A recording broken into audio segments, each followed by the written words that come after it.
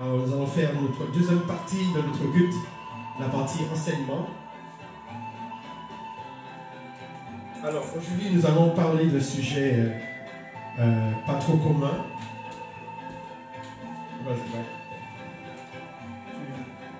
Il y a des stylos pour ceux qui veulent ne pas écrire. Nous allons parler,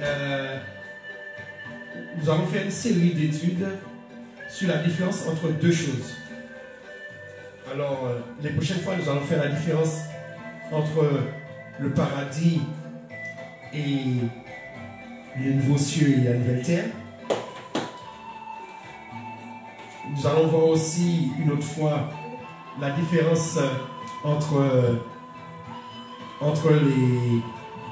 les démons et les anges déchus, Satan. Mais aujourd'hui, nous allons voir la différence entre deux lieux que souvent nous confondons. Alors, nous allons faire la différence entre l'enfer,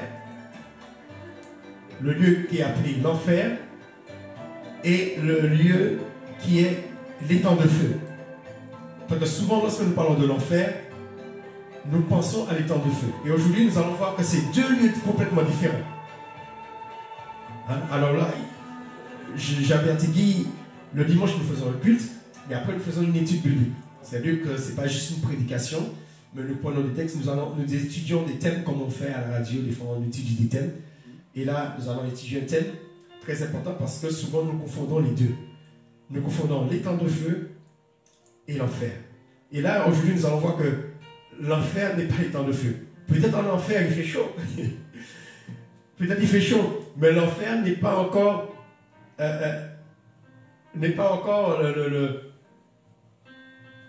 chaleur de l'enfer n'est pas encore la chaleur qu'il y a dans l'étang de feu. Alléluia. Alors nous allons voir que c'est complètement différent. C'est deux choses différentes. Alors on peut prendre le livre de l'Apocalypse pour déjà comme introduction. Apocalypse 20.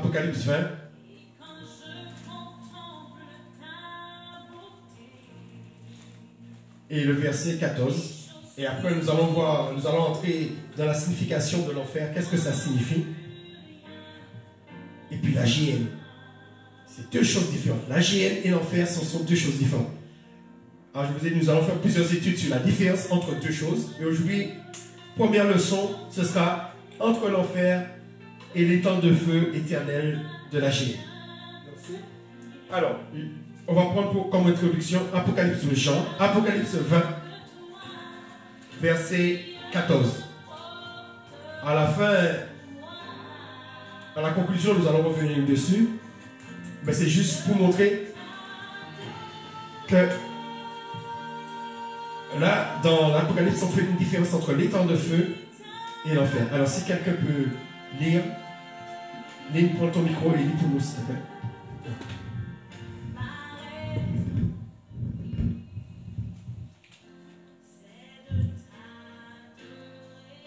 Apocalypse 20, verset 14. Puis la mort et le séjour des morts fut jeté dans l'étang de feu. C'est la seconde mort, l'étang de feu. Quiconque ne fut pas trouvé écrit dans le livre de vie fut jeté dans l'étang de feu. Amen. Alors, il nous a dit la mort, le séjour des morts. Alors, le séjour des morts, c'est ce qu'on appelle l'enfer.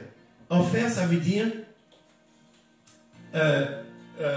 l'enfer, c'est la signification du mot enfer, c'est lieu souterrain où séjournent les morts.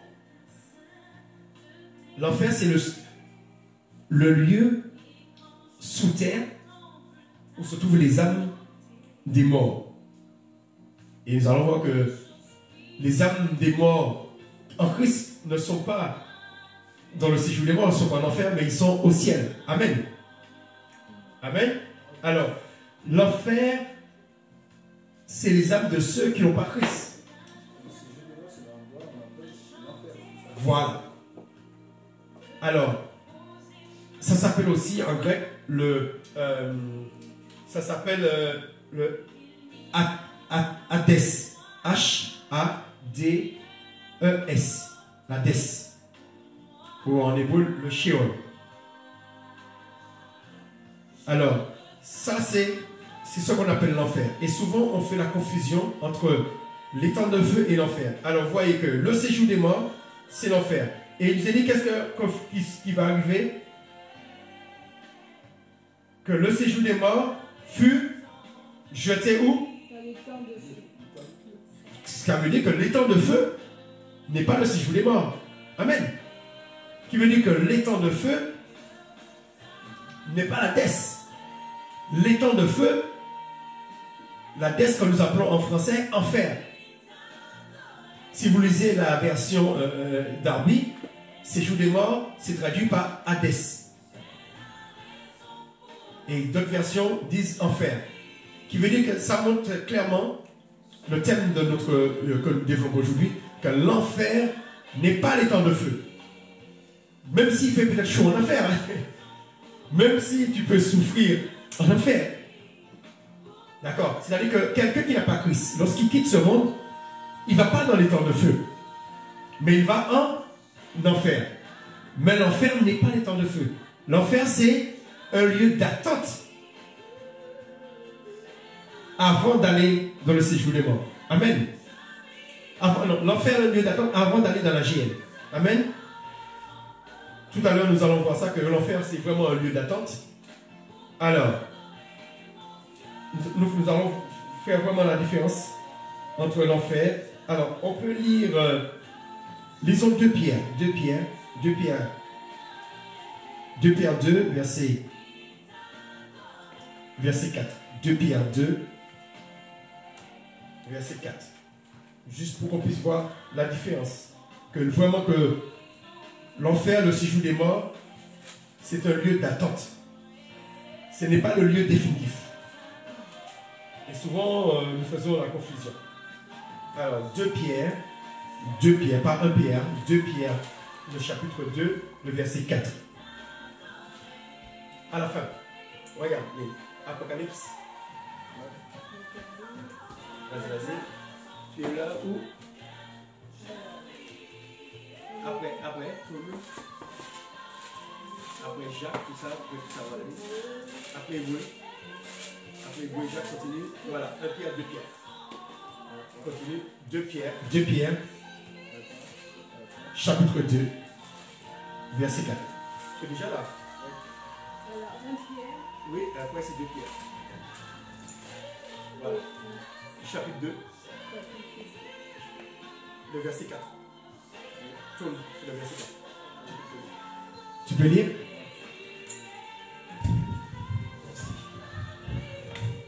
Vous allez me dire qu'est-ce que vous comprenez. 2 Pierre, chapitre 4. Chapitre 2, verset 4. Chapitre 2, verset 4.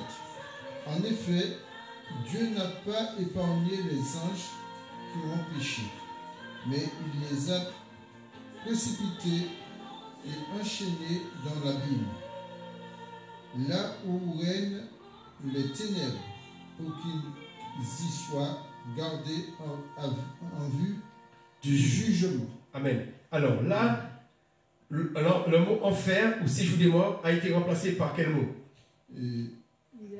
Par les abîmes. Voilà, les abîmes de ténèbres. Alors, les abîmes de ténèbres, l'enfer, le séjour des morts, c'est le même lieu. Mais l'abîme n'est pas la géhenne. La géhenne de feu. Nous allons voir la géhenne, c'est quoi tout à l'heure? Puisqu'on a vu que de la géhenne, après la géhenne a été jetée dans l'étang de feu. Mais là, on nous dit que les anges déchus, c'est-à-dire les anges déchus, tous ceux qui ont péché avec Satan, ils ont été jetés ou sont retenus en vue du jugement. Ça veut dire que ce n'est pas encore le jugement final. Ils sont là en attendant. Qui veut dire que l'abîme, ce n'est pas le jugement final. L'enfer n'est pas le jugement final. C'est l'étang de feu qui est le jugement final. Est-ce que vous comprenez? C'est-à-dire que quelqu'un qui meurt il va en enfer. Les anges déchus, Jésus, lorsqu'il est mort, il les a liés, il les a jetés en enfer. D'accord? C'est ça que nous dit de Pierre. Il les a précipités dans les abîmes des ténèbres. Mais ce n'est pas leur destination finale. C'est en attendant qu'ils soient... ils attendent leur jugement. Alors, revenons dans Apocalypse 20.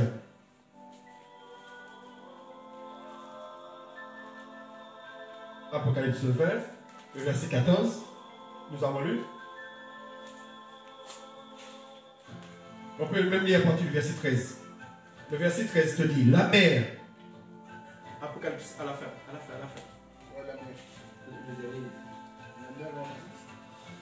Apocalypse à la fin de la Bible. Apocalypse 20. Apocalypse 20 à la fin. À partir du verset 13. La mer, hein, ça c'est juste avant le jugement. La mer, tous ceux qui sont morts noyés. La mer donna les morts qui s'y trouvent. La mort, hein, on va voir la mort, c'est. Parce qu'on voit la mort et le séjour des morts. Hein, c'est-à-dire la mort et l'enfer. La mort c'est un ange. C'est un ange déchu. La mort, c'est un ange déchu. Mais ce n'est pas la mort, notre mort. Là. Ça veut dire que celui qui s'appelle la mort, son rôle, c'est lui qui retenait les âmes dans le séjour des morts. C'est lui qui tenait la clé de la mort. Et quand Jésus est venu, il a pris cette clé dans sa main. C'est pourquoi que les gens qui mouraient avant Christ ne pouvaient pas aller au paradis. Parce que la mort les retenait dans le séjour des morts. Et celui quand on parle de la mort, on parle d'un ange, un ange déchu qui s'appelle la mort. Comme on parle de Lucifer, c'est un ange déchu. Donc celui qui s'appelle la mort retenait les morts. Retenait les âmes des morts, même Abraham, même David, même Jean-Baptiste, ils étaient retenus dans le séjour des morts à cause de cet ange-là. Mais tout à l'heure, nous allons voir que quand Jésus est descendu dans le séjour des morts, il est descendu en enfer, il les a libérés. Et lui, la mort, il retient plus il ne peut plus retenir les bienheureux parce que Jésus les a libérés. Alléluia. Amen. Alors la mort, c'est un ange déchu. Et le séjour des morts, c'est ça qu'on appelle l'enfer. Qu'est-ce qui va se passer? Le séjour des morts donnera les morts qui s'y trouvaient. On voit que là, le séjour des morts, il y a des morts aussi. En enfer, il y a des morts, il y a des âmes. Eux, ils vont rendre leurs morts. Qui veut dire s'ils rendent leurs morts, ça veut dire que la destination des âmes qui sont en enfer, ce n'est pas leur destination finale. Ça veut dire qu'après être passés en enfer, ils vont sortir de l'enfer pour aller où? Et ils furent, verset 13, hein? Ils furent,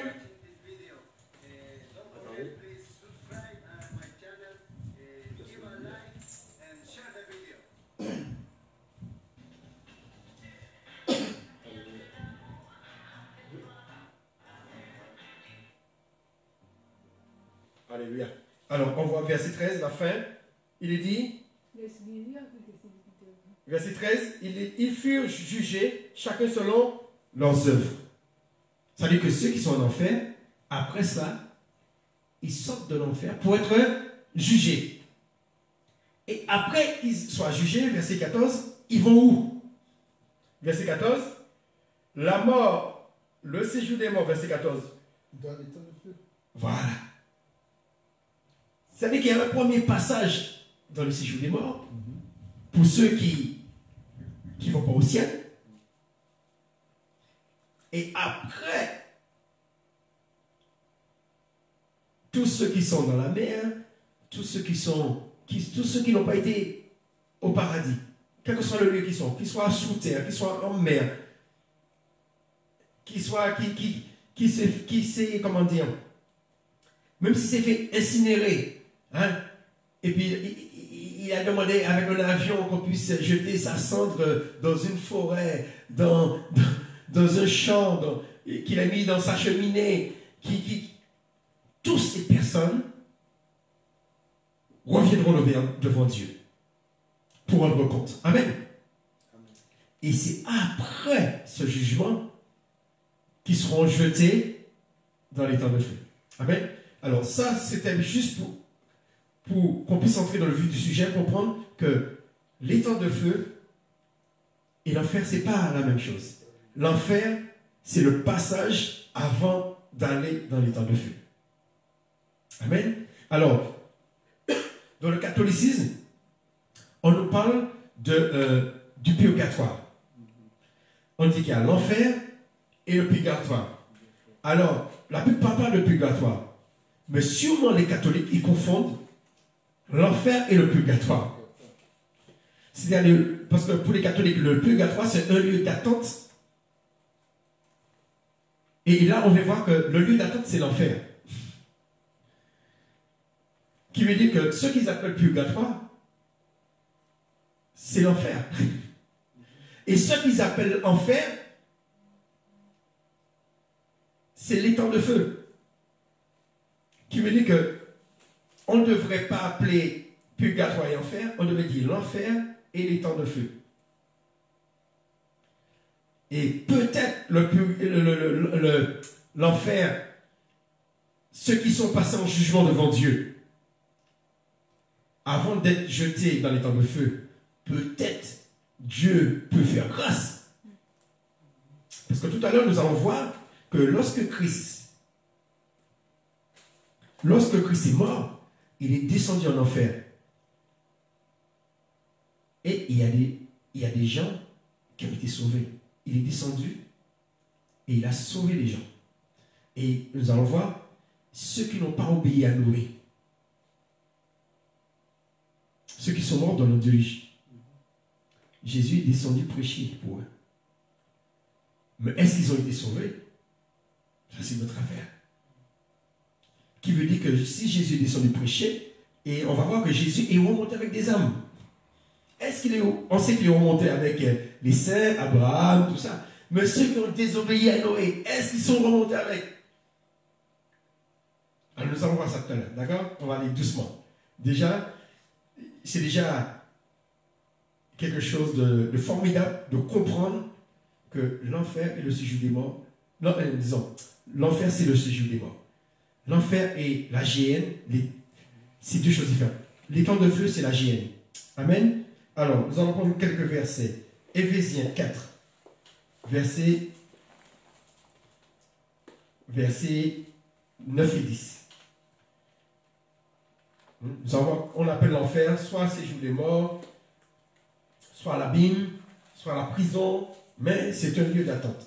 Nous allons prendre quelques versets et après on va voir la géhenne, c'est quoi. Alors, Éphésiens 4, verset.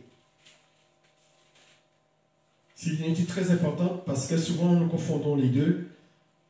On dit, ah, vous allez brûler en enfer. Je ne dis pas qu'en enfer, il n'y a pas du feu, mais ce n'est pas encore le feu de la géhenne.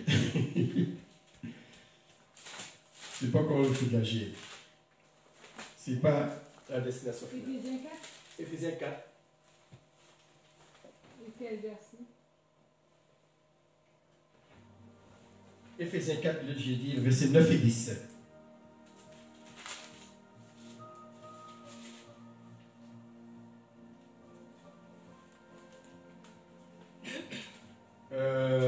On pourrait prendre la partie du verset de 8 à 10. Comme ça, ce sera plus simple. Éphésiens 4, verset 8 à 10. Oui, oui, lis comme on lit. Mais non, mais comme il a dit tout à l'heure, on fait change, vas-y, lis. Éphésiens 4, prends le micro, Éphésiens 4, verset 8 jusqu'à 10. C'est bon? Verset 8. Attends, Guy cherche, c'est là-haut. Pourquoi tu as souligné là, voilà. Tu as le verset 8? Oui. Même ça, tu l'avais déjà souligné, non? Non, c'est de l'autre côté. Ah, ok. Alors, lis maintenant. C'est pourquoi il est dit, étant monté dans les hauteurs, il a emmené des captifs et il a fait des dons aux hommes. Or, que signifie il est monté, sinon qu'il est aussi descendu dans les régions inférieures de la terre. Vous voyez là, on dit pas enfer, on dit pas séjour des morts, on dit... Dans les régions inférieures de la terre. Voilà, le mot enfer signifie ça. Les régions inférieures de la terre. Alors, on va revenir dessus, le verset 10. Celui qui est descendu, Oui, Jésus. c'est le même qui est monté au-dessus de tous les cieux, afin de remplir toutes choses. Amen. Alors, on s'arrête là. Là, le mot abîme, l'expression abîme, l'expression enfer, l'expression séjour des morts, a été remplacée par région inférieure de la terre. Et comme je vous ai dit, l'enfer, ça signifie lieu souterrain où séjournent les morts. D'accord? Alors il dit, il a emmené, verset 8. Il est descendu, il est descendu pour ramener, monter les captifs. Les captifs, c'est-à-dire les prisonniers. C'est-à-dire tous ceux, Abraham, tous ceux-là qui attendaient. Jésus est descendu les libérer. Amen. Et nous allons comparer ce verset avec 1 Pierre. Alors, tournez sur 1 Pierre. Alors là, non, par là, oui. De l'autre côté, par là. 1 Pierre, le chapitre 3, le verset 19.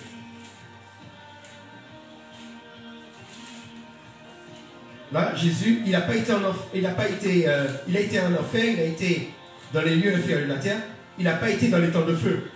Le chercher. Après Jacques, c'est 1 Pierre. D'accord? Avant Jean. 1 Pierre, le chapitre 3 et le verset 19.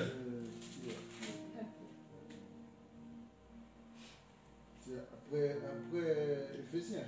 Oui, après Jacques. Là-bas, tu es quoi? Voilà, continue. C'est peut-être à peu près ici comme ça. Là, c'est quoi? Apocalypse. C'est juste avant. Juste un petit peu avant Apocalypse. Ici, comme ça. Voilà, juste avant Jean. 1 Pierre, voilà.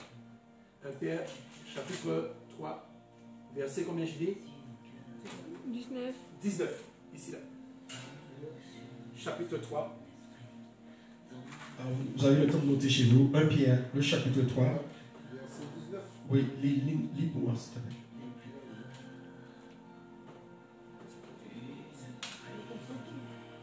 Ok. Le verset 19. 1 Pierre, chapitre 3, verset 19.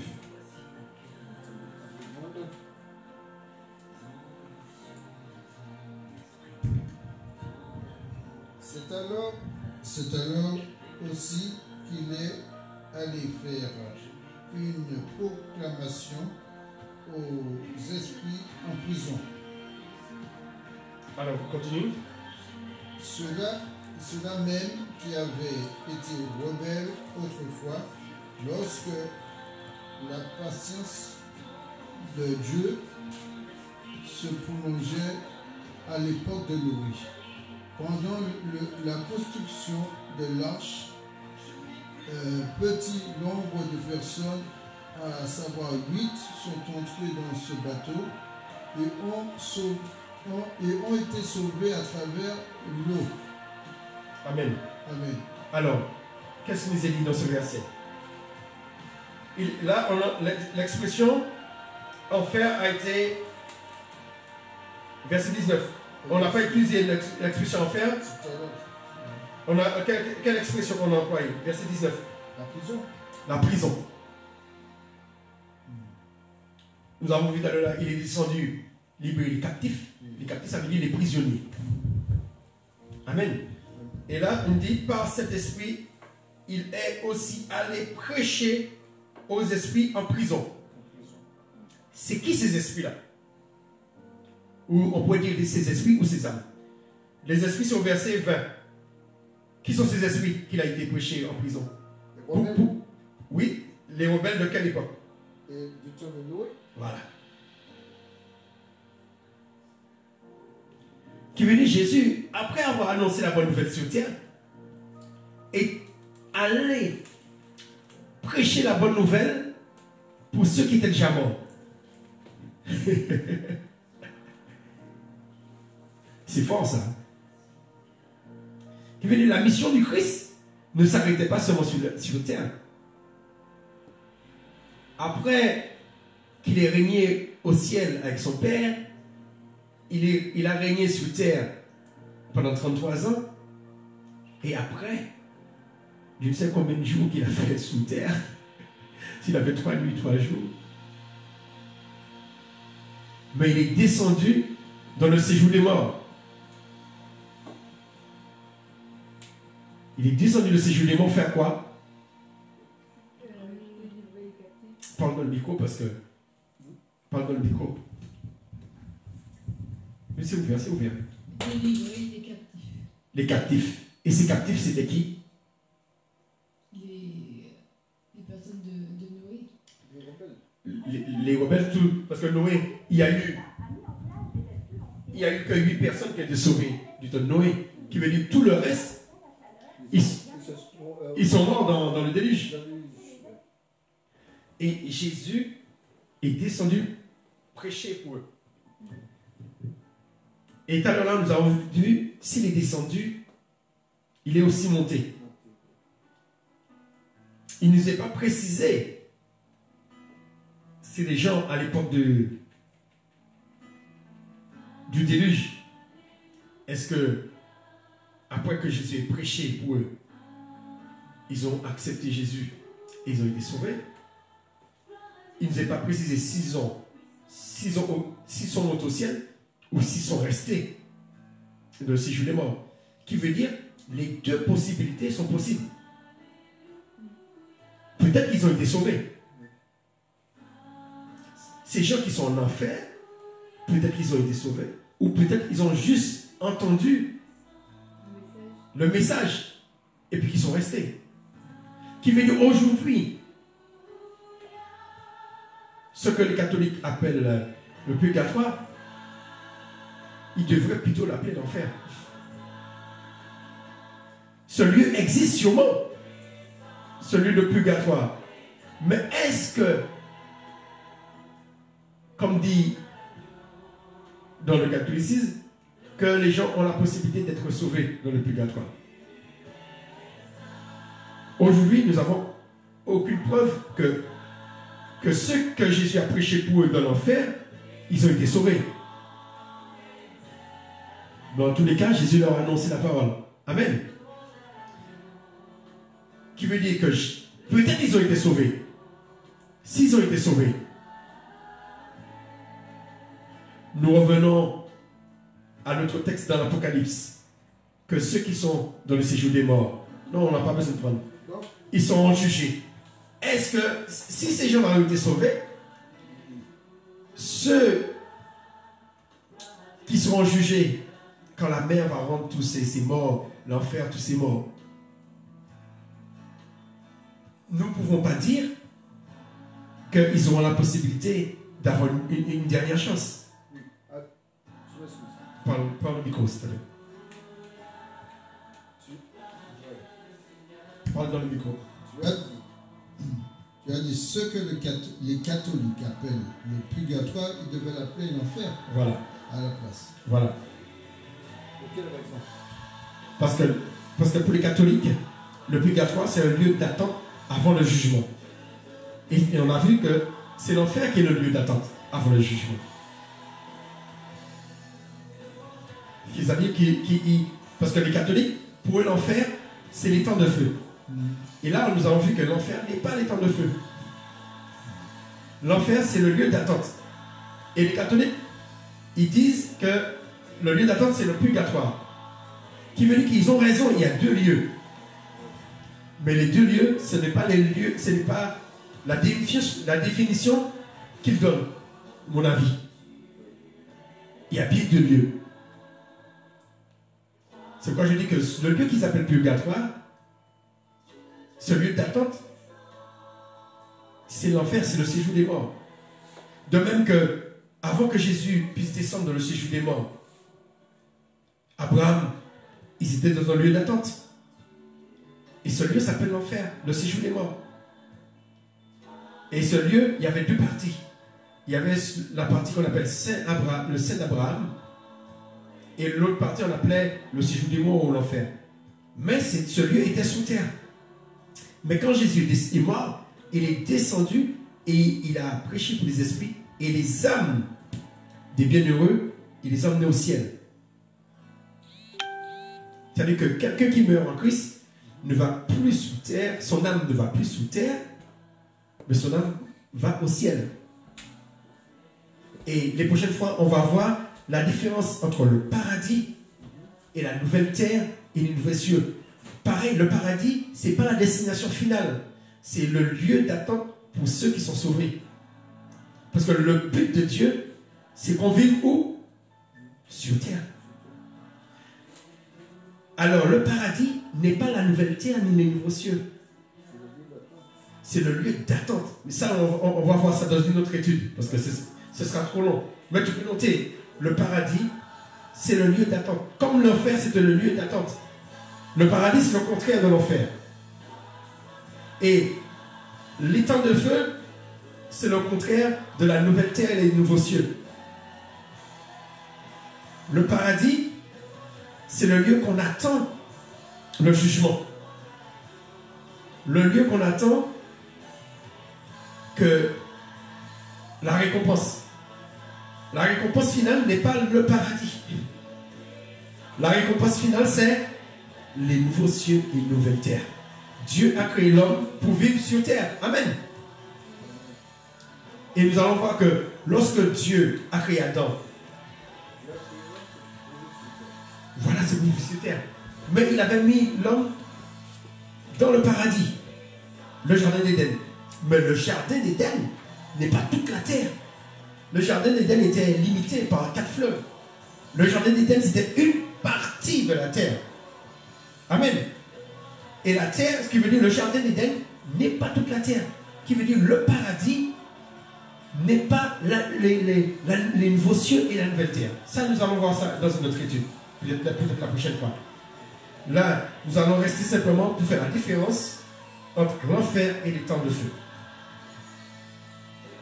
Alors, c'est là que je pense que dans le catholicisme qu'on se trouve, c'est-à-dire qu'on confond la géhenne et l'enfer. Parce que lorsque, même dans notre langage, même nous les chrétiens évangéliques, pour nous l'enfer c'est les temps de feu. De même pour les catholiques, c'est l'enfer c'est les temps de feu. Même pour les musulmans, l'enfer c'est les temps de feu. Et là, on a vu au début, c'est pourquoi je vous ai fait lire, que l'enfer sera jeté dans les temps de feu. Qui veut dire que c'est deux lieux différents. Ils ont deux rôles différents. L'enfer, c'est un lieu d'attente pour le jugement. Le paradis, c'est un lieu d'attente aussi pour le jugement, parce que même ceux qui seront au ciel, ils seront jugés. Amen, pour le bien et pour le mal qu'on a fait. Alors, on va lire encore un texte dans Jude 6. Qui montre la différence. Jude, c'est juste avant l'Apocalypse. Juste avant l'Apocalypse. Alors, je lis Jude 6, parce qu'il y a un seul chapitre. Alors, c'est le verset 6. Jude, verset 6. Chapitre 1, verset 6.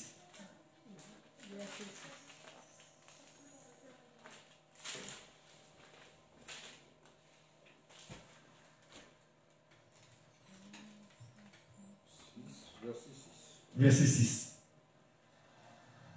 Ça reprend un peu ce qu'on avait vu tout à l'heure là. Je n'aurais pu faire lire cela au début.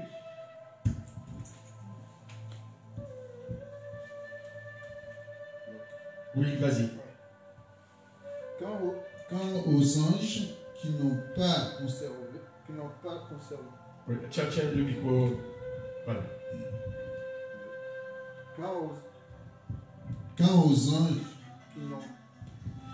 Attends, non, je regarde comme ça. C'est parce que tu as plié trop. Tiens comme ça parce que tu as plié. Tiens ici, comme ça. Comme tu avais plié. Là, on revient sur les anges déchus. Où qu'ils sont. Quant aux anges qui n'ont pas conservé leur rang, mais ont abandonné leur demeure propre, il les a enchaînés éternellement dans les ténèbres pour le jugement du grand jour. Amen. Amen.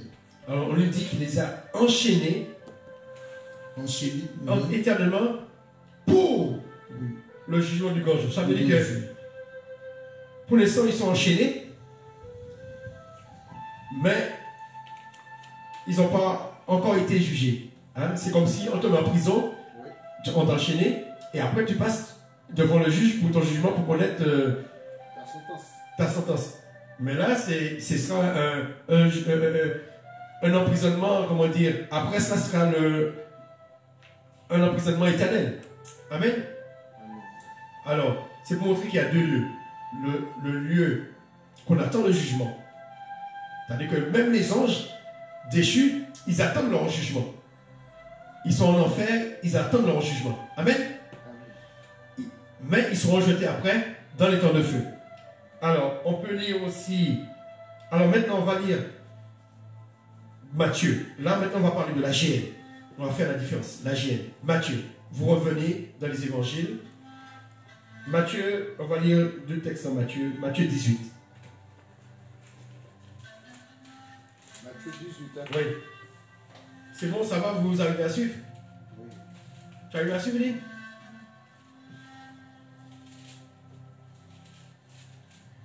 Alors prends le micro, Lynn. Tu vas lire, comme ça, ça va te réveiller un petit peu. Matthieu 18, de 8 à 9.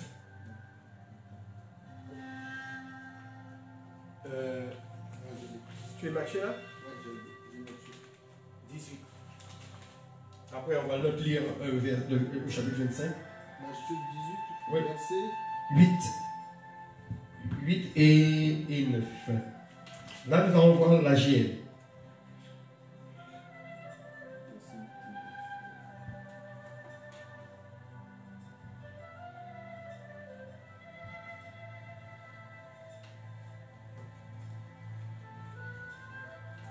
C'est bon?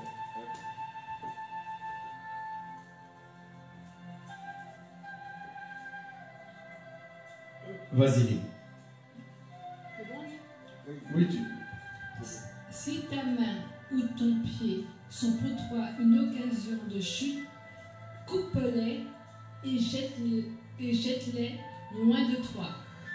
Mieux vaut pour toi entrer dans la vie boiteux ou manchot que d'avoir 2 pieds ou 2 mains et d'être jeté dans le feu éternel. Amen.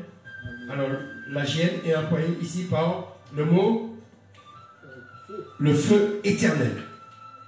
Hein? Là, on voit que, là, on parle, c'est pas fini, hein, le verset 10 aussi. Là, on voit que la GN, c'est le feu éternel. Amen. Continue, verset 9. Et si ton œil est pour toi une occasion de chute, arrache-le et jette-le loin de toi. Mieux vaut pour toi entrer dans la vie n'ayant qu'un œil que d'avoir 2 yeux et d'être jeté dans le feu de la géhenne. Amen. Alors là, on emploie le mot feu pour parler de la géhenne. Amen. Ok, alors, lis toujours Lynn, le chapitre 25, toujours dans Matthieu. Matthieu chapitre 27. 25. Oui, attends, j'ai pas noté le. Verset 41.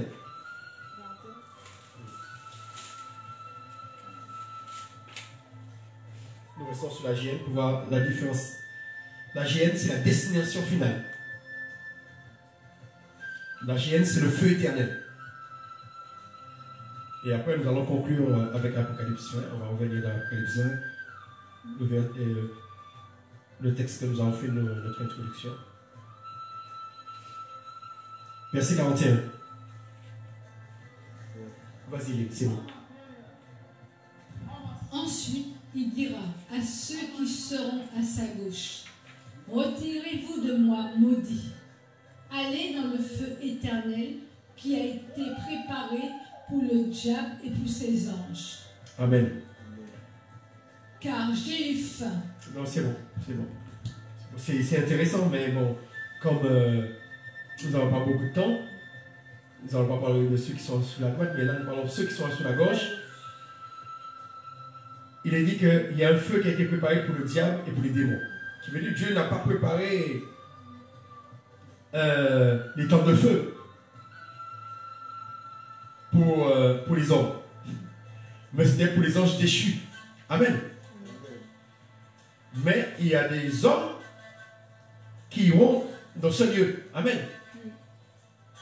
Ceux, après avoir été passés par l'enfer, ils seront jugés. Ceux qui sont à gauche, qui veut dire, dès que tu vas arriver devant le jugement, si tu vois que tu es à gauche de Dieu, tu connais déjà ta destination. Si tu es à droite, ce qui est sûr, ceux qui sont au paradis, c'est sûr qu'ils sont à droite. Parce qu'ils seront tous jugés, les uns les autres. Que ceux qui sont au paradis comme ceux qui sont en enfer. Mais ceux qui sont au paradis sont sur la droite. Ils connaissent leur destination. Mais ceux qui sont sur la gauche, ils savent que c'est juste la sentence. Parce que Dieu ne fait rien sans avertir. Qu'elle me dit que tu es à gauche, il ne va pas te jeter dans les temps de feu comme ça. Il va te dire pourquoi il te jette dans les temps de feu. Il va te dire pourquoi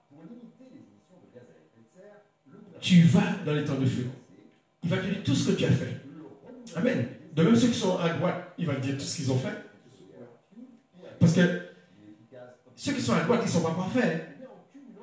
Parce qu'il est dit, on ne va pas prendre le verset aujourd'hui, certains sont sauvés comme au travers du feu. Certains sont sauvés comme au travers du feu.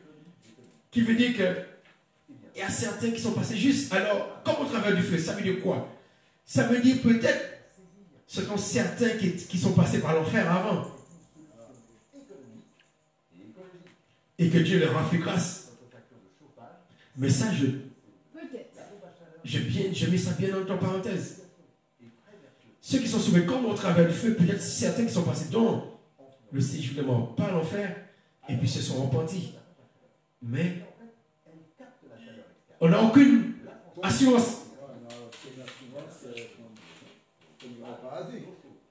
Non, pas au paradis, pour la nouvelle terre. Les nouveaux cieux, la nouvelle terre. Parce que le mieux, c'est pas toutes ces assurances maintenant, aller au paradis. Comme ça, on ne se casse pas la tête. Mais il y a des gens qui ont été sauvés comme au travers du feu. Et il est même dit, on pourrait prendre, je ne sais pas si le texte, je ne me rappelle pas, Matthieu, j'essaie de voir si je l'ai, qui dit Seigneur, il dit, c'est pas tous ceux qui disent Seigneur, Seigneur qui seront sauvés. Alors, on pourrait prendre, c'est Matthieu, je ne sais pas c'est quel, je ne sais pas si c'est Matthieu 6, mais enfin qui dit, beaucoup diront, Seigneur, nous avons fait des miracles, nous avons prophétisé en ton nom. Et Jésus dit, je ne vous ai jamais connu. Non, c'est Matthieu, c'est le jugement des nations. Il dit ça dans chapitre 25. Ah oui, le chapitre 25, Matthieu. Verset 25. Oui, on va le prendre. Et dans verset 31, lorsque le Fils de l'homme viendra dans sa gloire. Ah oui, c'est dans le même texte qu'on le prenait. Jugement des nations. Oui. Car j'ai faim, vous m'avez. Oui, mais à partir du verset 31, je crois. Attends. Verset 31. Lorsque le Fils de l'homme viendra dans sa gloire avec tous les saints. Non, c'est pas ce verset que je cherche. Hein. C'est pas ça. Oui, mais c'est à peu près pareil. Mais c'est le verset qui dit. Ah, peut-être c'est ça. Attends. Seigneur, nous avons. Oui, le roi dira à ceux qui seront à sa droite, venez, vous qui êtes bénis par mon Père, prenez possession du royaume qui vous a été préparé dès la création du monde. En effet, j'ai eu faim et vous m'avez donné à manger. J'ai eu soif et vous m'avez donné à boire. J'étais étranger et vous m'avez accueilli. J'étais nu et vous m'avez habillé. J'étais malade et vous m'avez rendu visite. J'étais en prison et vous êtes venus vers moi. Les justes lui répondront: Seigneur, quand t'avons-nous vu affamé et t'avons-nous donné à manger ou assoiffé et t'avons-nous donné à boire? Quand t'avons-nous... Ouais. En fait, c'est le chapitre 7. Matthieu, chapitre 7, qui nous intéresse. C'est Matthieu chapitre 7? Oui. Parce que celui-là, c'est pas pareil. Non, non. En fait, c'est complémentaire. Mais le verset qu'on cherche, Matthieu chapitre 7, on peut lire à partir du verset 20.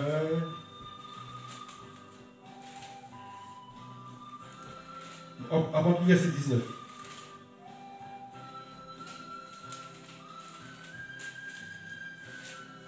Verset 19 jusqu'à 23. Lecture. Matthieu 7, verset 19 jusqu'à 23.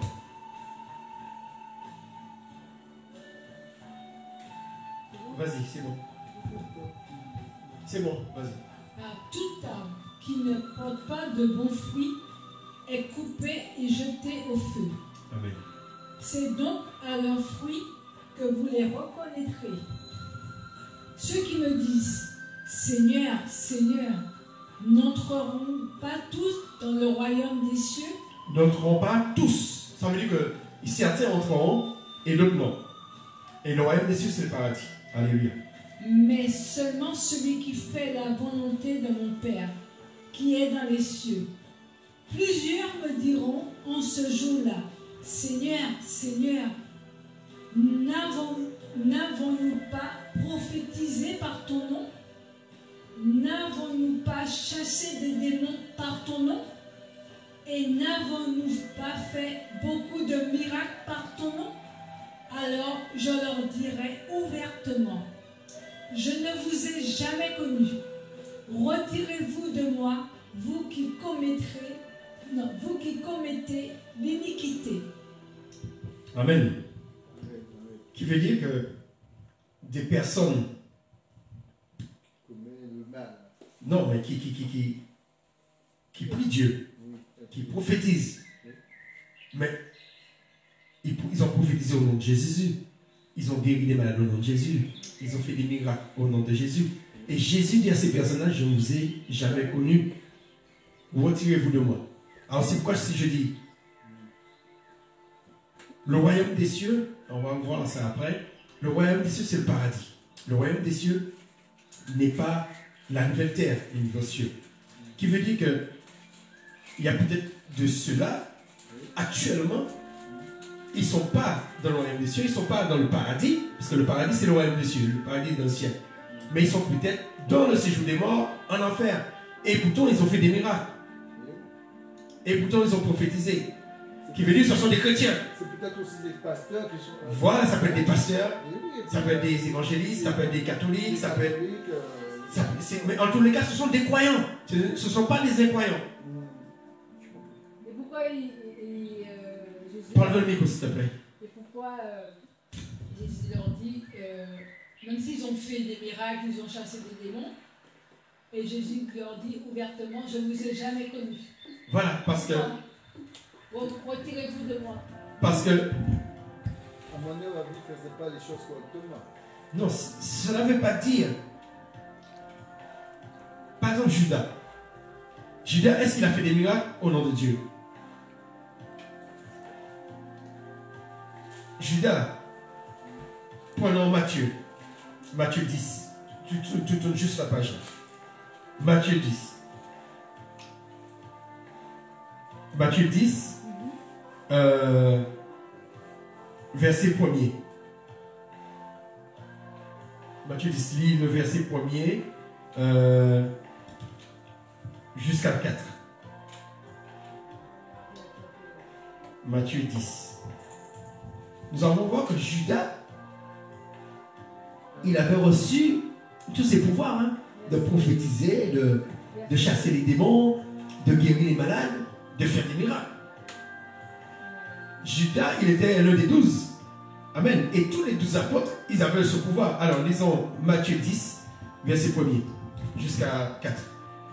Puis, ayant appelé ses 12 disciples, il leur donna le pouvoir de chasser les esprits impurs et de guérir toute maladie et toute infirmité. Amen. On s'arrête là.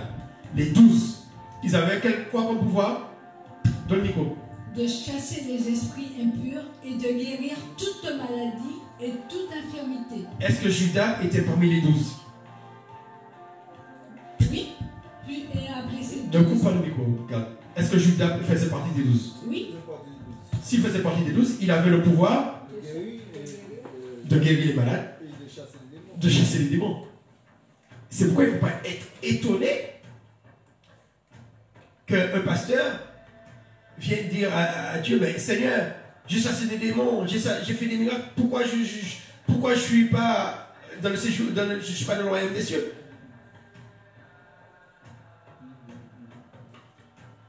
Qui veut dire, cela peut arriver, ce qui est arrivé à Judas peut nous arriver aussi. Judas, c'était un apôtre. Un apôtre, c'est un ministre de Dieu. Un prophète, c'est un ministre de Dieu. Un pasteur, c'est un ministre de Dieu comme Judas, comme Pierre. Un docteur.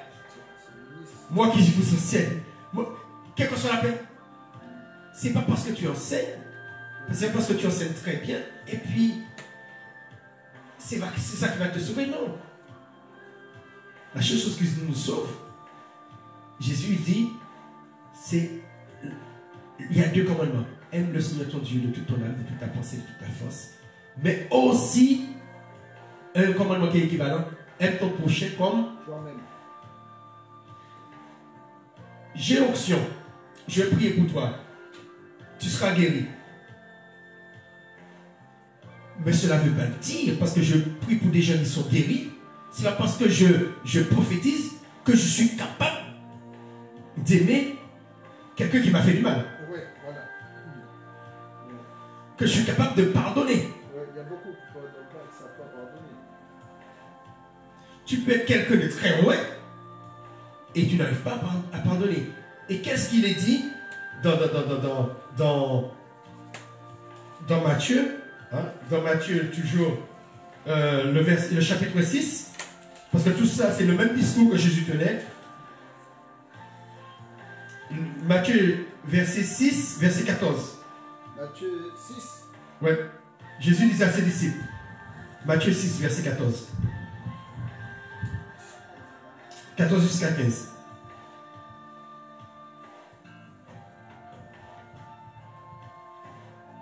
Vas-y, tu peux lire. Matthieu 6. Alors, c'est une étude, hein, c'est pourquoi on fait beaucoup. Matthieu 6, verset 14 jusqu'à 15. Si vous pardonnez aux hommes leurs offenses, votre Père Céleste vous pardonnera aussi. Mais si vous ne pardonnez pas aux hommes, votre Père ne vous pardonnera pas non plus vos offenses. Amen. Amen, amen. Alors, même si tu as fait des miracles, même si tu as prophétisé, si tu ne pardonnes pas ceux qui te font du mal, Dieu ne te pardonnera pas aussi. Le manque de pardon peut nous priver du ciel. La plus grande des choses, ce n'est pas les miracles, ce n'est pas les délivrances, ce n'est pas les prophéties. Mais c'est l'amour. C'est le pardon. Le pardon est plus grand que ça. On dit le pardon, c'est une puissance qui libère. Mais le manque de pardon t'enchaîne. c'est le manque de pardon. C'est pourquoi Dieu dit, je ne vous ai jamais connu. Parce que Jésus a dit, on va reconnaître ses disciples. Bon, on ne va pas apprendre là maintenant, parce qu'on sera trop long. Comment reconnaître un enfant de Dieu? Ce n'est pas celui qui a un fichu sur la tête, ou celui qui se laisse pousser la barbe, ou celui qui s'habille de manière décente, ou celui qui ne met pas d'anneau. Ce n'est pas comme ça qu'on reconnaît les enfants de Dieu. Qu'est-ce que Jésus a donné comme signe pour reconnaître les enfants de Dieu? Il a dit, aime ton prochain comme toi-même, et c'est à ceci qu'on connaîtra que vous êtes des enfants de Dieu. C'est en vous aimant les uns les autres.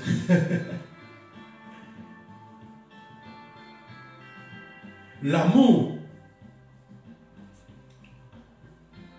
et les dons spirituels, c'est deux choses différentes.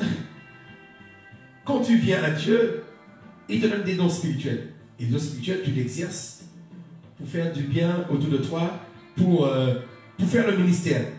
Mais ce n'est pas parce que tu exerces ton ministère, tu exerces les talents que Dieu t'a donnés,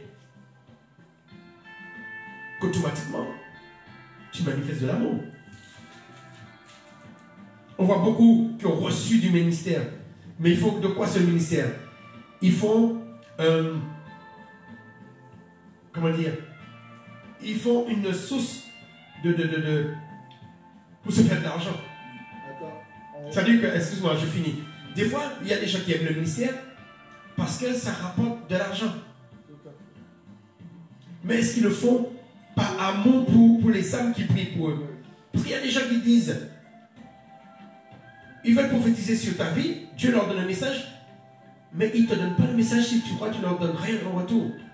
S'ils savent que toi, tu es pauvre, tu ne pourras pas mettre une offrande, eh bien ils vont prier pour les gens qui sont riches.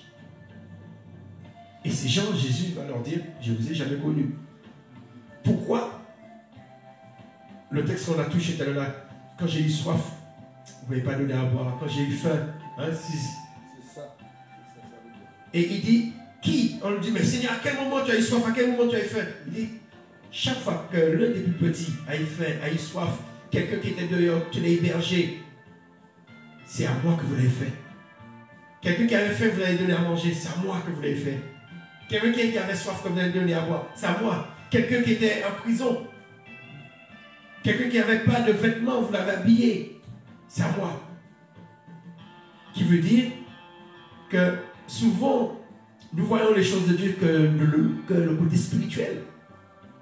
Mais les choses de tous les jours, les choses quotidiennes, c'est là que Dieu voit, c'est à cela que Dieu va nous juger. Nous pensons que Dieu va nous juger par rapport au nombre d'âmes qu'on a gagné, par rapport au nombre de prophéties qu'on a données. Non, Dieu va regarder combien de fois que nous avons donné de l'amour autour de nous. L'amour à ton enfant, l'amour à ton conjoint, l'amour à ton voisin, l'amour à tes collègues, l'amour à ceux que tu croises. C'est pourquoi Jésus prenait cette parabole du bon samaritain. Ses frères de sang, qui étaient juifs comme lui, l'ont vu sur le trottoir. Ils ont fait un autre chemin. On peut dire que ses prochains, ceux qui sont proches de lui, tes proches, ce sont ta famille. Et Jésus dit, son prochain, c'est qui son prochain? Eh bien, c'est l'étranger qui était le samaritain. Le samaritain qui est l'ennemi du juif, c'est lui, parce que c'est le samaritain qui est venu vers le juif pour prendre soin de lui, pour l'emmener à l'hôpital. Disons, l'emmener se soigner. À qui veut dire que Dieu, il regarde notre cœur, il regarde l'amour que nous donnons. Et on sera jugé par rapport à l'amour que nous donnons. C'est pourquoi Jésus était furieux contre les pharisiens. Ils avaient la connaissance. Les pharisiens avaient la connaissance. Ils connaissaient Dieu. Mais Jean-Baptiste leur disait, race de vipères, qui vous a appris à fuir la colère de Dieu?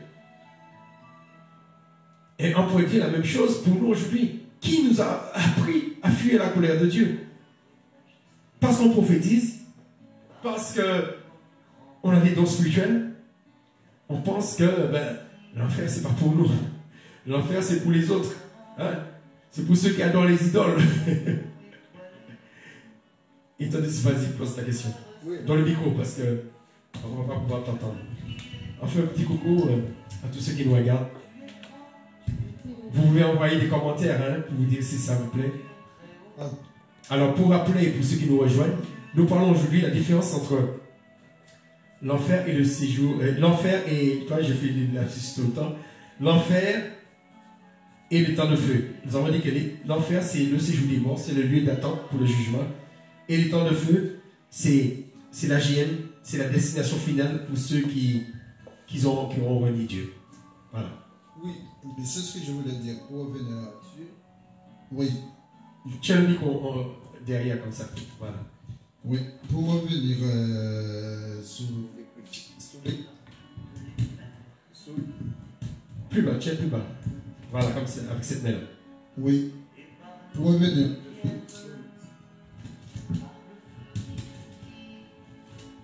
Voilà, comme ça, oui.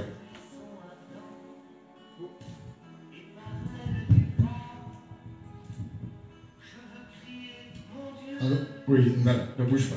Pour les chrétiens, oui, pour les chrétiens qui sont dans l'évangile, tu dis que quand tu viens à Dieu, il te donne des dons spirituels. Oui.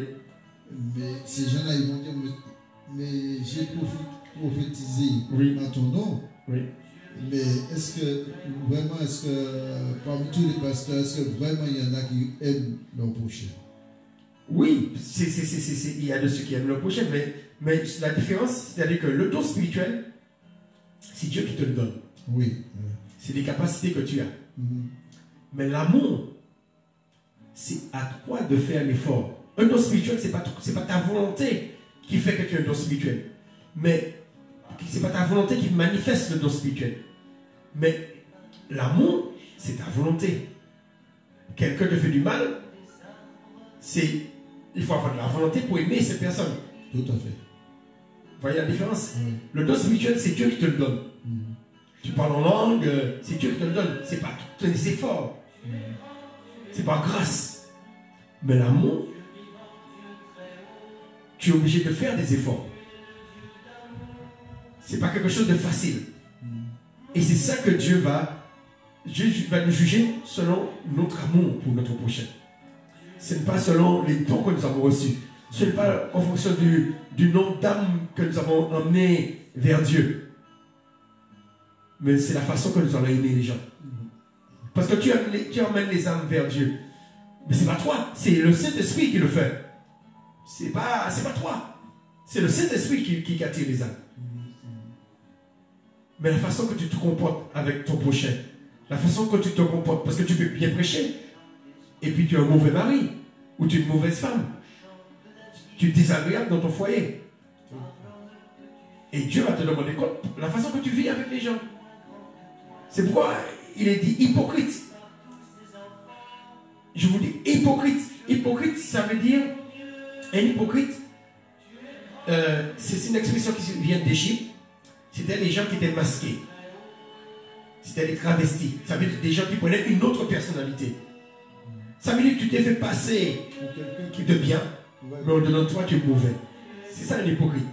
Hein, c'est une expression qui vient d'Égypte. C'est quelqu'un qui a deux visages. Voilà. C'est pas ton vrai visage. Ouais. Tu mets un masque. C'est ça un hypocrite. Ça veut dire ceux qui mettent le masque. C'est pourquoi des fois le mot hypocrite, dans la Bible, on le traduit des fois par homme faux. On te dit Jésus, des fois on le traduit hypocrite. Bon, tu vous le vois, mais homme faux. Ça veut dire que tu n'es pas vrai. Okay. Tu n'es pas toi-même. Ouais, tu veux te faire passer pour quelqu'un. Voilà, tu veux. Voilà. Quelqu'un qui est méchant. Quelqu'un qui est méchant et lui dit, bon, aujourd'hui, qu'il a envie de tuer tout le monde. C'est pas un hypocrite. Il dit vrai. Mais un hypocrite, c'est celui qui fait semblant d'être gentil, mais il est en train de préparer un piège pour toi, pour te tuer. Il est en train de mettre, je t'aime tellement, mais il est en train de mettre un poison dans ton plat. Okay. Comme ça, il passe sans rien voir. C'est un rusé. Un hypocrite, c'est un rusé. Et souvent, on a affaire à des rusés. On a plus souvent affaire à des hypocrites. Nos vrais ennemis, après on verra ça dans une autre étude, ce sont souvent les hypocrites. Hein? Je pense que soit la prochaine fois ou l'autre fois, on va voir nos vrais ennemis, c'est qui? Ça peut être des démons, mais ça peut être aussi des hypocrites, des gens qui se font passer pour des frères, des sœurs. Mais des fois, ça peut être des gens aussi sincères. Quand Pierre dit à Jésus de ne pas aller à la croix, il est sincère, mais Jésus lui dit, arrière de moi, Satan. Ça veut dire, Satan, ça veut dire ennemi, arrière de moi, l'ennemi. Ça veut dire, il dit à Pierre, tes pensées ne sont pas les pensées de Dieu, ce sont les pensées des hommes. Ça veut dire, nos pensées humaines peuvent être contraires à celles de Dieu. Qui veut dire, c'est c'est très compliqué. À ce point, on a besoin d'être enseigné sur toutes ces choses. Alors, aujourd'hui, on va rester sur ça, hein, parce qu'on a dit beaucoup de choses, mais c'est faire la différence entre l'enfer et les temps de feu. Ce sont deux lieux différents. Alléluia. Amen. Alléluia. Après, nous allons prier et bénir Dieu. Amen. Avec ceux qui nous regardent, que Dieu vous bénisse. Alors, prends ton micro et puis tu vas prier pour remercier Dieu. Et après ça, on va chanter. Alléluia.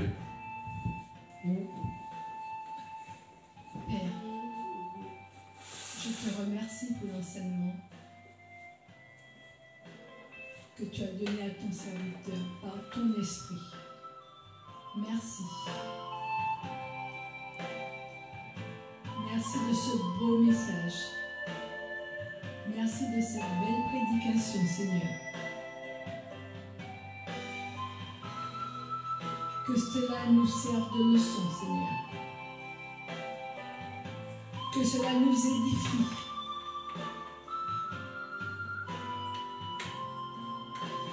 Que cela nous interroge, Seigneur. Oui, surtout que cela nous interroge. Merci.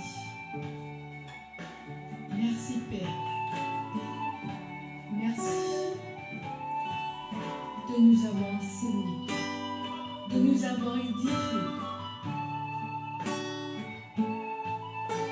de changer nos pensées, de changer notre façon de voir. Car tu dis, c'est pas parce que nous faisons des miracles, que nous prophétisons, Seigneur, que nous guérissons, que nous sommes bien vus de toi, Seigneur.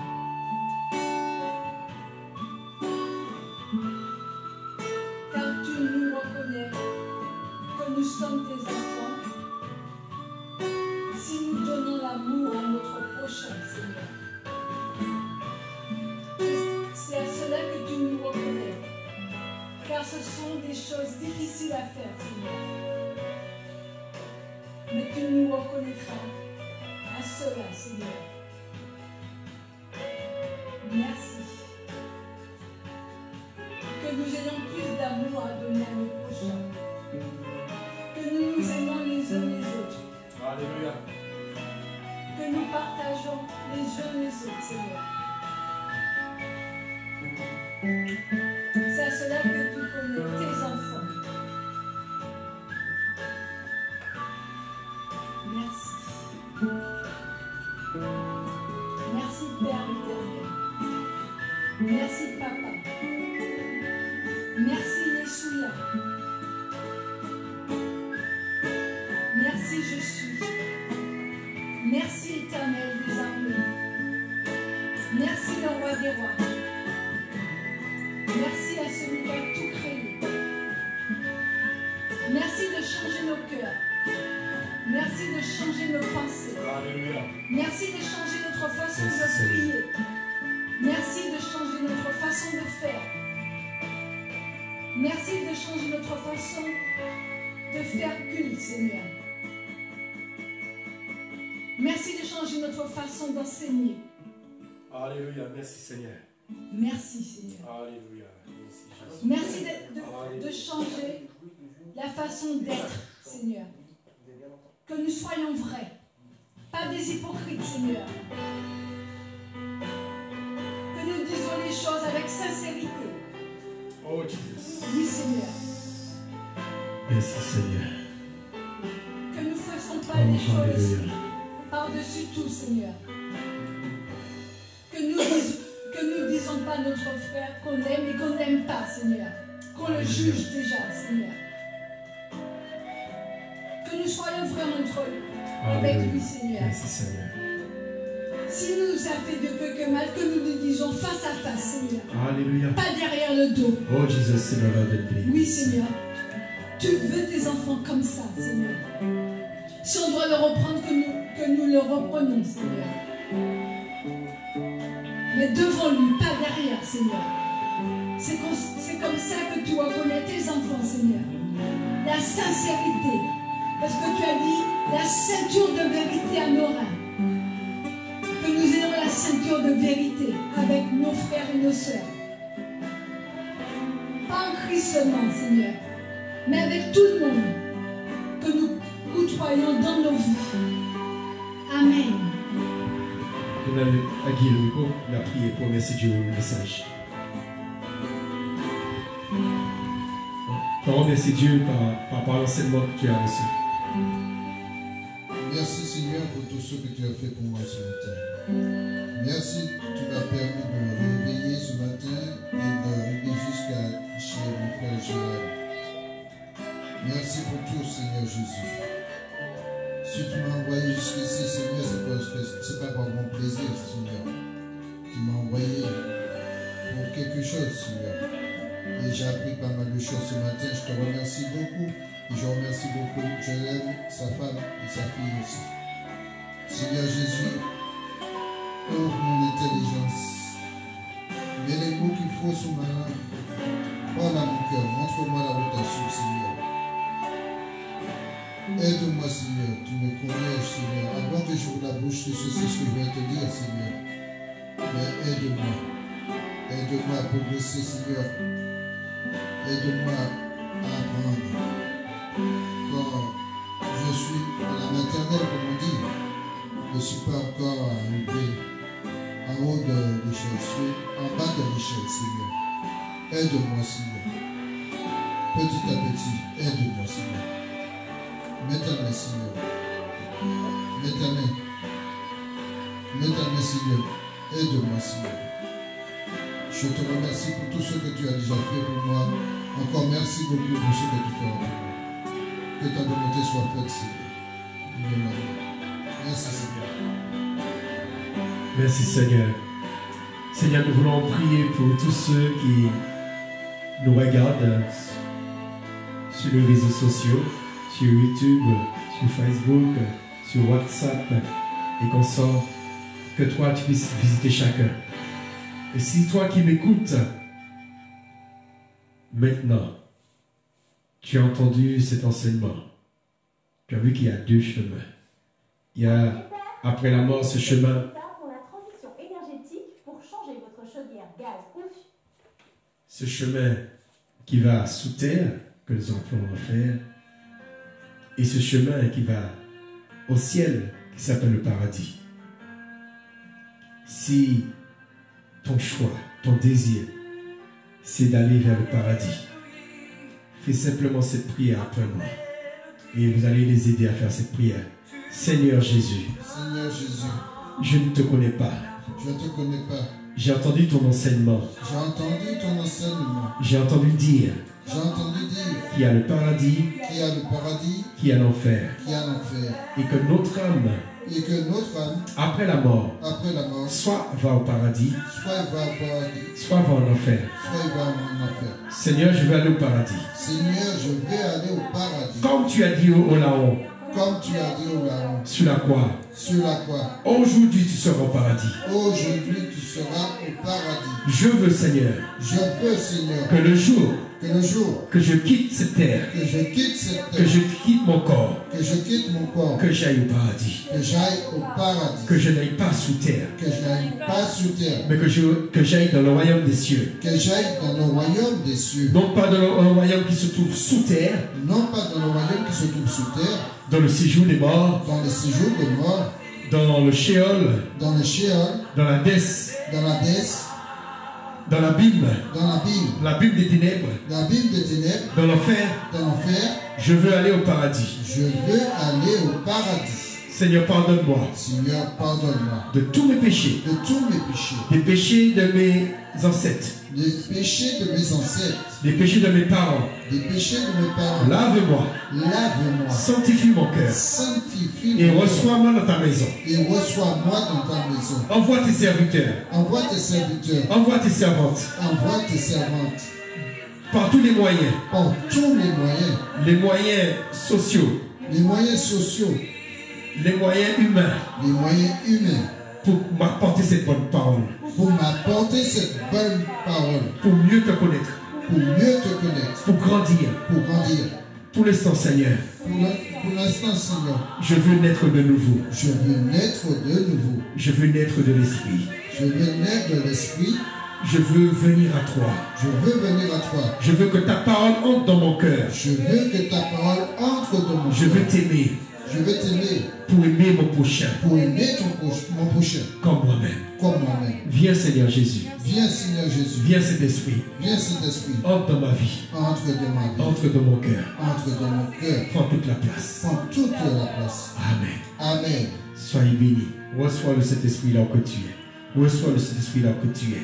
Si tu es malade, sois guéri maintenant aussi dans le nom de Jésus. Amen. Si tu es lié, sois libéré maintenant dans le nom de Jésus. Amen. Oh, nous brisons tous les liens du diable, tous les liens des démons au nom de Jésus. Amen. Sois libre, sois libre, sois libre. Et je clame le sang de Jésus que tu purifies, le sang de Jésus te lave. Alléluia. Amen. Maintenant tu es un homme libre, maintenant tu es une femme libre. Amen. Maintenant tu peux t'engager pour Dieu. Tu peux t'engager dans les eaux du baptême. Alléluia. Si tu es vraiment passé de la mort à la vie, eh bien, tu peux passer par les eaux du baptême afin de témoigner que tu passes par la mort et par la vie. Alléluia. Parce que tu appartiens à Jésus. Alléluia. Amen. Alléluia. Amen. Amen. Il dit, voici comment on reconnaîtra les vrais disciples. Ce sont ceux qui vont aimer leur prochain comme lui. Amen. Amen. Amen. Alors Seigneur, aide-nous à aimer nos prochains comme nous-mêmes. Apprends-nous à nous maîtriser. Apprends-nous à ne pas nous vanter. Apprends-nous à ne pas être envieux. Apprends-nous à ne pas être orgueilleux. Mais que réellement toutes les vertus de l'amour puissent demeurer en nous. Alléluia. À toi seul soit la gloire. À toi seul soit l'honneur. Alléluia. Que ceux qui nous regardent ou qui peuvent être ici dans ce lieu, qui a mal à ce niveau-là, au niveau de sa poitrine, qui a mal, eh bien, vous mettez votre main et que le Saint-Esprit vous touche là maintenant. Quelle que soit la douleur, quelle est l'origine de cette douleur, que cette douleur s'en aille maintenant dans le nom de Jésus. Dans le nom de Jésus, sois libre, dans le nom de Jésus. Sois libre dans le nom de Jésus. Alléluia. Amen. À toi seul soit la gloire. Amen. Amen. Alléluia. Alors maintenant, nous allons fait monter nos offrandes de manière verbale. Maintenant, nous allons faire nos offrandes de manière naturelle. Dieu nous fait du bien. Amen. Et nous venons donner nos offrandes. C'est une manière pour dire Dieu merci. Alléluia. Dis merci. Tu m'as béni. Tu m'as donné la santé. Tu m'as donné le souffle de vie. Eh bien, moi, c'est une manière pour moi de témoigner mon action de grâce. Amen. C'est ça l'action de grâce. C'est rendre grâce à Dieu. C'est remercier Dieu. Et nous faisons par nos offrandes. Auparavant, on sacrifiait des agneaux, des boucs pour remercier Dieu pour le bien que Dieu fait. Eh bien, je donne à Dieu le meilleur de moi-même. Alors ceux qui faisaient, ils donnaient le premier-né de leurs animaux. Parce que le premier-né, c'est quelque chose de très important. C'est quelque chose qui a une place chère dans notre cœur. Alors eux, ils donnaient leur premier-né parce que c'était ceux qu'ils avaient de plus cher dans leur cœur. Aujourd'hui, ce que nous avons plus cher dans nos cœurs, c'est nos sous. À cette manière de dire à Dieu, je te donne une partie de ce que j'ai reçu. Les gens, ils avaient des cheptels, ils donnaient des cheptels. Ceux qui faisaient l'agriculture donnaient de l'agriculture. Alléluia, donnaient les fruits, hein, comme Caïn et Abel. Et nous, nous recevons un salaire, nous donnons une partie de ce que nous avons reçu. Alléluia, que Dieu soit béni. Alors, je vais mettre mon offrande. Vous allez prier après. Alléluia. Alléluia.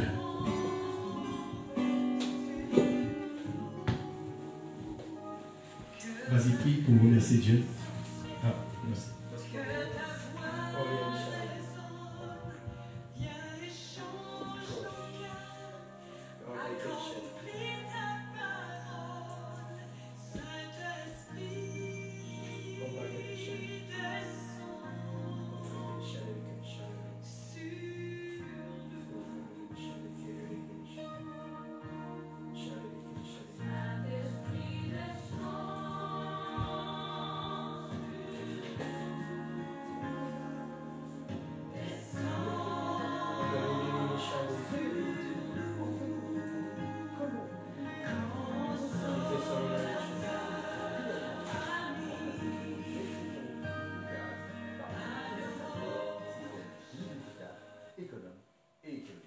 Quelles que soient vos conditions de revenus,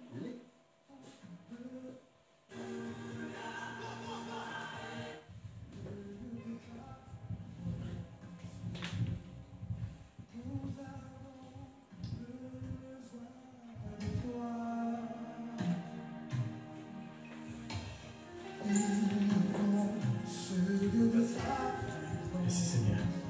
Merci Seigneur. Merci pour ce panier. Approche le micro. C'est pour toi, Seigneur. C'est pour toi. Que ce panier monte vers toi, Seigneur. Avec une adorable, Seigneur. Merci. Seigneur, une pauvre veut entrer dans la synagogue. Elle avait donné tout ce qu'elle avait. Ses 2 sous, Seigneur. Tu as aimé cela, Seigneur. Oh, Gabriel. Tu as aimé cela, Seigneur. Amen. Tout ce qu'elle avait, elle a donné. Elle te l'a donné, Seigneur. Alléluia. Que tous ceux qui donnent, ceux qu'ils ont, Seigneur, bénis les retours, Seigneur. Quelqu'un de Dieu qui bénit. Bénis, Seigneur. Bénis, Seigneur. Bénis des personnes qui n'ont rien, Seigneur. Bénis-les de ton amour. Bénis-les de ta santé, Seigneur. Seigneur, à ton tour, Seigneur. Bénis, Seigneur, à ton tour. Merci. Que ce panier soit à toi, Seigneur. Que tu fasses ce que tu veux de ce panier, Seigneur. Si tu nous dis d'aider quelqu'un avec ce panier, Seigneur, on leadera quelqu'un avec ce panier, Seigneur. On leadera, Seigneur. Si tu nous dis d'aider une femme veuve, un homme veuf, on leadera, Seigneur. Par ton esprit. Par ton esprit, Seigneur. Amen. Alors, juste le verset après l'offrande. Matthieu, vous n'avez pas besoin de prendre. Donc vous pouvez noter Matthieu.